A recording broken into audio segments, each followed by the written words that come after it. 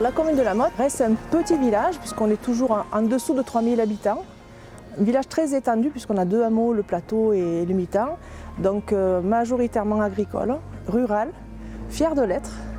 Une ruralité affichée et ambitieuse parce qu'il faut la ruralité moderne. Sur la partie historique, nous sommes le premier village libéré de province. Donc il y a plusieurs aspects très importants sur notre commune. Et puis évidemment, village viticole avec de nombreux domaines, dont certains très prestigieux, donc qui font la vie et l'économie de notre commune. On est au pied de la tour de l'horloge et effectivement tout s'est construit à partir de là. On est sur ce promontoire, donc on a une vue imprenable sur les toits de la commune. La légende dit que le surnom des Mottois, c'est les Manches-Broussins. Puisque la population avait été jalouse à l'époque que la commune de Trans, qui est une commune voisine, était en capacité de construire une magnifique tour de l'horloge. Et un peu par jalousie, et puis il fallait quand même relever le défi, on n'avait pas les moyens à l'époque de construire une tour. Et donc on a voulu lever un impôt sur le fromage local et une dîme qui aurait servi exclusivement à la construction de cette tour. Et la légende dit qu'il ne s'est pas suffisamment vendu et que les Mottois ont été condamnés à manger pendant 10 ans leur propre fromage, d'où le nom de Manches-Broussins, le broussin qui est le petit mélange très provençal. Voilà. Et donc on a construit la tour de l'horloge, mais sans l'horloge.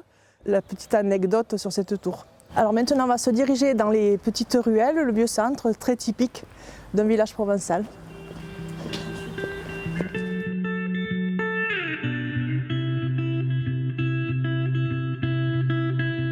Alors, la rue Aymarque qui est typique par ses 2 arches et cette petite rue avec l'arche particulière là-bas, parce qu'on est aux abords de la toute première école de Galoubet-Tambourin. Au printemps, traditionnellement, on a le festival traditionnel des danses anciennes au pays du Galoubet. Et donc on a des danses folkloriques du monde entier qui se rejoignent sur un festival d'1 semaine. Et là, évidemment, c'est un lieu emblématique puisque là, on a le passe-carrière, on circule dans les vieilles rues du village avec le Galoubet-Tambourin et tous ces musiciens, c'est juste magnifique.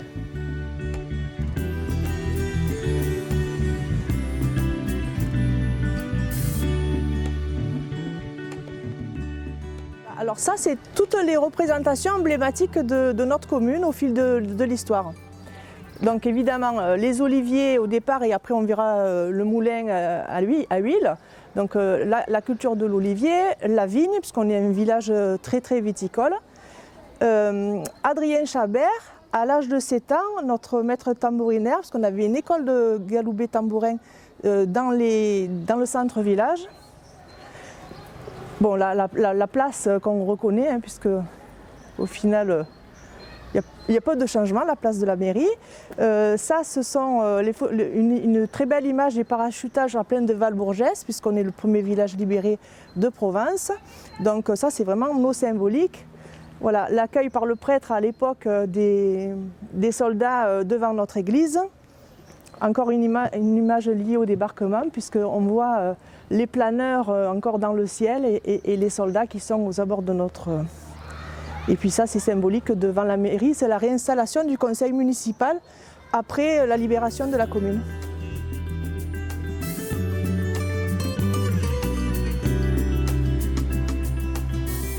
L'ancien moulin à huile de la commune, qui a perdu son activité historique après les gels, les grands gels avant les années 60 des oliviers.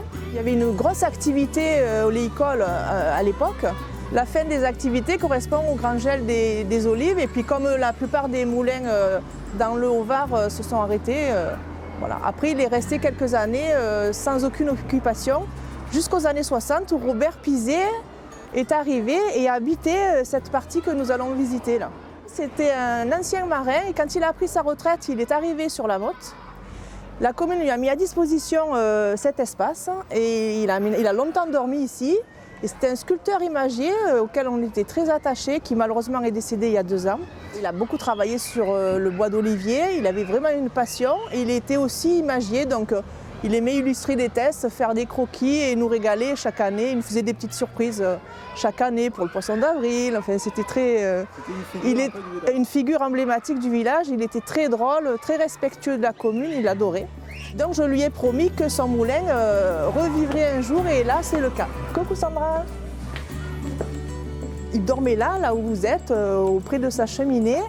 Et il a créé toutes ces statues que vous pouvez voir encore sur les murs, qu'on a bien voulu, on a voulu les préserver parce que vraiment c'est un trésor pour notre commune. Et donc à sa disparition, le moulin est resté fermé. Nous ne sommes pas en capacité d'avoir un conservateur et une ouverture systématique pour le public. Et heureusement, Sandra, qui est une artiste locale et avec elle a beaucoup de cordes à son arc, c'est une grande artiste locale aussi. Et donc elle était désireuse d'avoir un atelier sur la commune, alors donc le timing était impeccable et elle s'est installée ici, donc elle a son atelier d'artiste.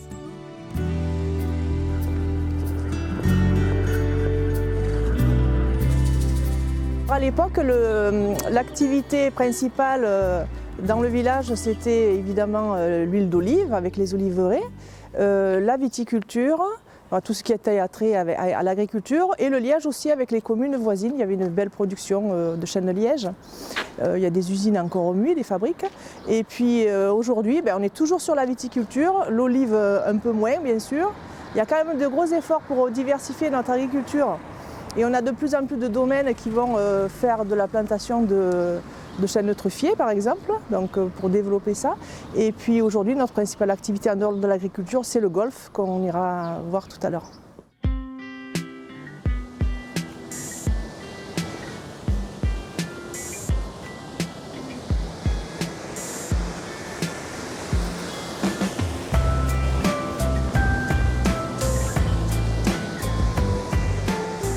Alors je vous ai amené devant le saut du Capellan, qui est notre magnifique cascade du village. C'est la plus belle cascade sur la Nartubie, la plus haute de la Nartubie, malheureusement interdite au public depuis quelques années suite à l'effondrement du point de vue, mais la cascade reste en elle-même toujours aussi belle.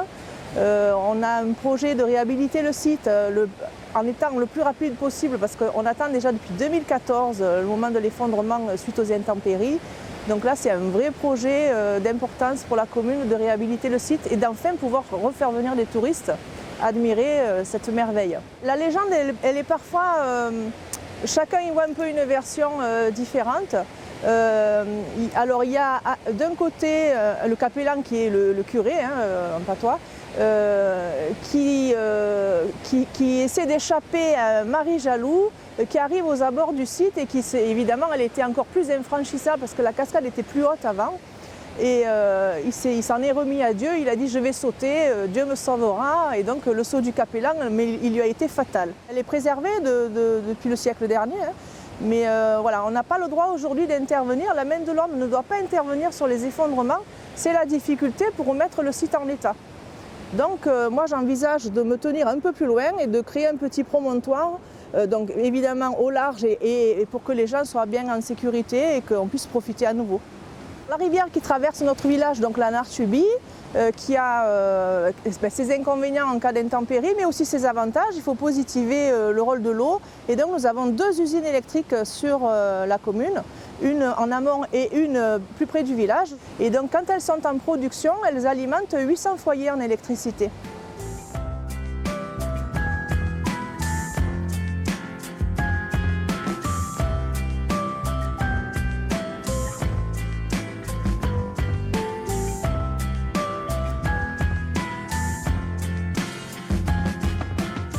Là, nous sommes à présent devant le mémorial du Mitant. Alors, c'est notre haut lieu de commémoration pour le 14 août, puisque premier village libéré de province. Donc, il est rappelé sur la plaque commémorative l'opération Dragoon, qui fait que nous avons eu beaucoup de parachutes sur la plaine viticole de la Motte, le Muy, dans les environnements. Et on ira à la suite voir le hameau du Mitant pour voir les bâtiments historiques qui ont accueilli justement ces résistants. Alors pour le 75e anniversaire du débarquement, nous avons inauguré une plaque. Donc ça fait partie des circuits connectés, du mobilier intelligent. Donc vous arrivez ici avec votre téléphone Et la puce est intégrée et va vous donner tous les éléments. Alors, il y a une partie qui est intéressante pour la vie du village, mais ce pupitre-là a un réel intérêt pour la vie, pour l'histoire liée au débarquement. On peut télécharger le film, c'est passionnant. Ça, c'est la première pierre d'un circuit qu'on veut développer sur la commune.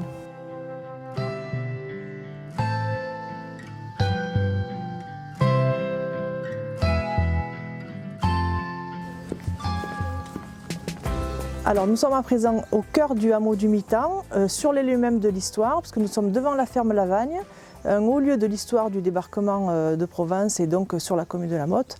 Et c'est ici que le général Frédérix a tenu son lieu de commandement et a préparé l'arrivée des planeurs avec l'aide des résistants locaux. Juste après les bâtiments, on a notre lieu de mémoire du 14 août au matin, où là on fait chaque année le 14 août, donc aux alentours de 11 h, une cérémonie un peu plus intimiste avec les gens qui ont encore connu l'histoire. Et on a cette chance qu'on avait beaucoup de vétérans qui venaient encore jusqu'à présent. Malheureusement, ils disparaissent. Nos résistants sont là et on fait un rappel de cette histoire.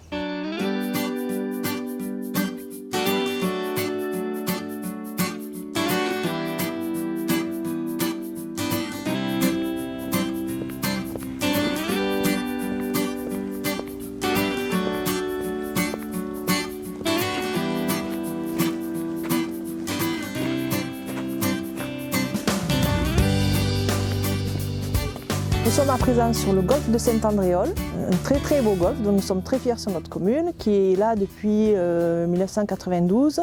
Mais ce n'est pas qu'un golfe. Alors vous voyez déjà, le site est magnifique parce qu'on est en pleine nature et je crois que c'est ce que les golfeurs du monde entier adorent retrouver chez nous. Donc on est parmi les plus beaux golfs du Var, si ce n'est du Sud. Mais on a aussi l'espace spa et des résidences, plusieurs pôles de résidence en pleine nature, donc un site remarquable. L'économie locale, c'est notre viticulture et le plus gros employeur est également aussi le golf. Et donc cette partie touristique, et ce qu'il faut qu'on arrive à développer en Dracénie, c'est important.